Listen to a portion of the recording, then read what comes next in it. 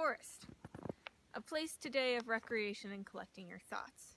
But it wasn't always like that. One thing it has in common with the ancient and medieval past is that the forest is a place of adventure. But the adventures were quite different. Hundreds of years ago, most peasants did not leave their town, so the forest was an unknown place. No one could argue that it did not contain mystical beings and monsters, witches and fairies. This began with the Druids, who are ancient priests or magicians of the Celtic religion. As time progressed, the folklore of Brenton Lewis preserved the Celtic mythology, which made the forest a supernatural place of sacred animated trees.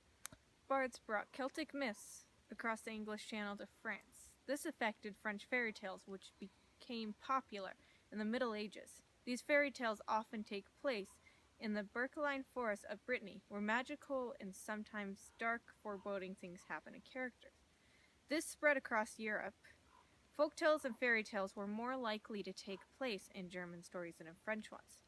Because the oldest traditions are preserved in folktales, the Grimms associated Germanic culture with the forest.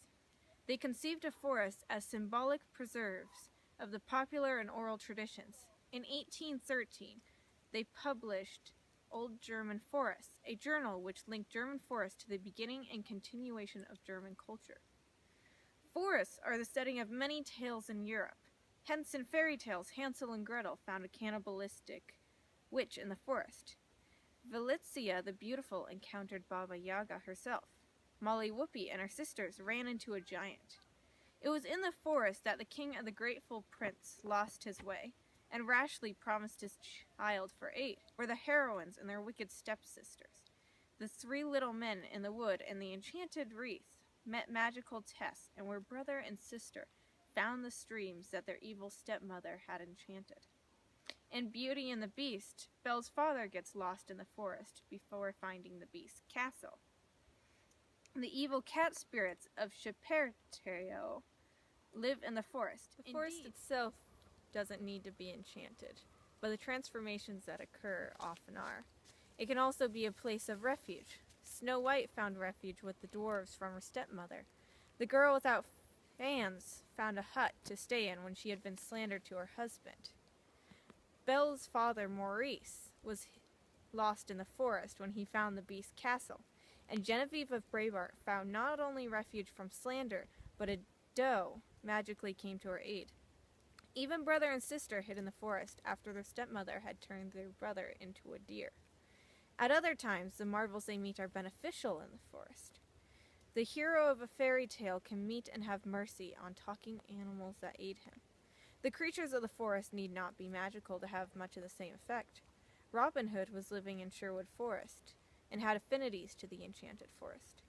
Even in fairy tales, robbers may serve the roles of magical beings. In an Italian variant of Snow White, Bella Venezia, Snow White found refuge with robbers instead of dwarves.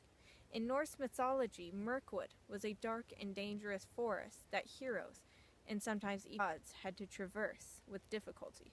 Romans referred to the Hercynian forest in Germania as an enchanted place, though most references in their works are to geography.